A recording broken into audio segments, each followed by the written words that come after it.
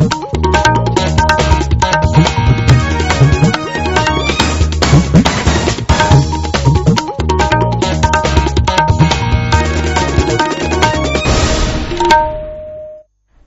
भारती पुणे.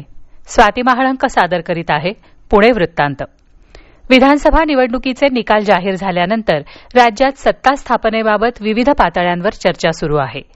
महायुतीतल्या शिवसेनेच्या गटनेतेपदी विद्यमान मुख्यमंत्री एकनाथ शिंदे यांची तर राष्ट्रवादी काँग्रेसच्या नेतेपदी अजित पवार यांची निवड कालच झाली आहे.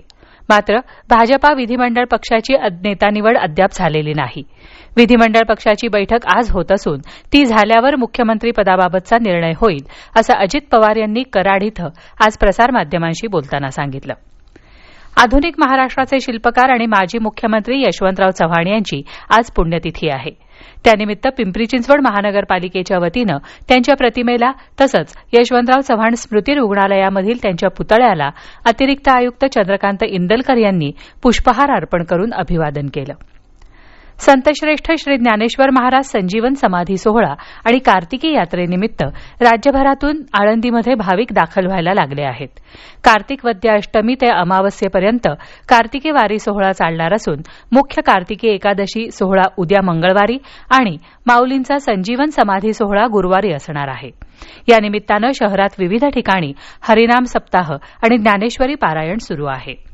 दरम्यान माऊलींच्या संजीवन समाधी सोहळ्याला आलेल्या भाविकांसाठी आळंदी ग्रामीण रुग्णालयानं माऊली मंदिरात 2 आरोग्य सेवा केंद्र तयार केली आहेत. त्यापैकी एक केंद्र दिवसभर तर दुसरं दिवसा आणि रात्रपाळीतही सेवा देणार आहे. वैद्यकीय क्षेत्रात अनैतिकता वाढत चालली असून भारतात इच्छामरणाला संमती दिली पाहिजे असं मत प्रसिद्ध साहित्यिक संजय सोनवणे यांनी नुकतंच पुण्यात व्यक्त केलं. संगीता भारत लोटे यांनी लिहिलेल्या इच्छामरण या सत्यघटनेवर आधारित पुस्तकाचं प्रकाशन सोनवणे यांच्या हस्ते नुकतंच झालं. त्यावेळी ते बोलत होते. गरिबांचे डॉक्टर म्हणून डॉक्टर भारत लोटे यांची ओळख होती. रत्नागिरी जिल्ह्यात केलेल्या उत्कृष्ट रुग्णसेवेबद्दल त्यांना राज्य शासनाचा मानाचा आनंदीबाई जोशी पुरस्कार मिळाला आहे. मात्र 2017 पुण्यातल्या एका खासगी रुग्णालयात भारत लोटे यांच्यावर चुकीचे उपचार करण्यात आले. त्यामुळे झालेला शारीरिक आणि मानसिक त्रास, दवाखान्याकडून मिळालेली हीन वागणूक यामुळे डॉक्टर लोटे यांच्यावर इच्छामरण मागण्याची वेळ आली. याच सत्यघटनेवर आधारित इच्छामरण हे पुस्तक आहे असं संगीता लोटे यांनी यावेळी सांगितलं. कामाच्या ठिकाणी होणारा महिलांच्या लैंगिक छळाला प्रतिबंध करणारा कायदा अर्थात पॉश या कायद्याविषयी जागृती करण्यासाठी पुण्यातल्या यशस्वी संस्थेमध्ये आज एक कार्यशाळा आयोजित करण्यात आली होती. यावेळी अॅडव्होकेट भूमिका पांढरे यांनी उपस्थित विद्यार्थी विद्यार्थिनींना मार्गदर्शन केलं.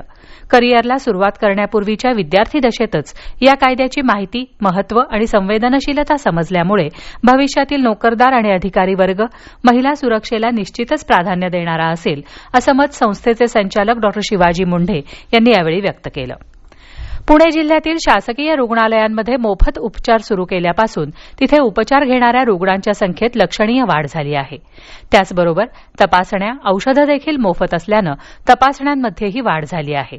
सेवा मोफत झाल्यापासून जिल्हा रुग्णालयात बाह्यरुग्ण विभाग, एक्स-रे, सोनोग्राफी, ईसीजी तपासण्यांमध्ये 9 ते 35% वाढ झाली आहे.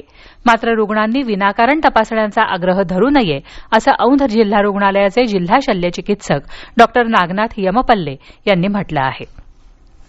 उत्तर प्रदेशात आजपासून येत्या 29 नोव्हेंबर दरम्यान होणाऱ्या 43व्या कनिष्ठ गटाच्या राष्ट्रीय अजिंक्यपद खो खो स्पर्धेसाठी महाराष्ट्राचा कुमार गटाचा आणि मुलींचा संघ जाहीर झाला आहे. यामध्ये मुलांच्या गटात चेतन गुंडगळ, भावेश माशिरे या पुण्याच्या खेळाडूंना स्थान मिळालं आहे. पुणे जिल्हा हॉकी संघटनेच्या मान्यतेनं फादर शॉ मेमोरियल आंतरशालेय हॉकी स्पर्धा उद्यापासून सुरू होत आहेत.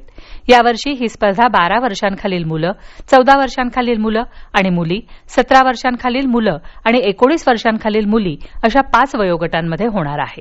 स्पर्धेसाठी 56 संघांनी सहभाग नोंदवला असून यामध्ये महापालिकेच्या शाळांबरोबरच खासगी शाळांचे संघही असणार आहेत. येत्या 7 डिसेंबरपर्यंत चालणारी ही स्पर्धा साखळी आणि बाद पद्धतीनं खेळली जाईल. पुणे आणि परिसरात तापमानाचा पारा खाली घसरत आहे. आज किमान तापमान 12 अंशांपर्यंत खाली आलं होतं. उद्याही आकाश मुख्यतः निरभ्र राहून सकाळी धुकं पडण्याची शक्यता आहे. उद्या कमाल तापमान 28 आणि किमान तापमान 12 अंश सेल्सिअसच्या आसपास राहण्याचा अंदाज पुणे वेधशाळेनं वर्तवला आहे. तर हा होता आजचा पुणे वृत्तांत. उद्या पुन्हा भेटू विविध भारती पुणे केंद्रावर संध्याकाळी 6 वाजता ताज्या पुणे वृत्तांतमध्ये. नमस्कार.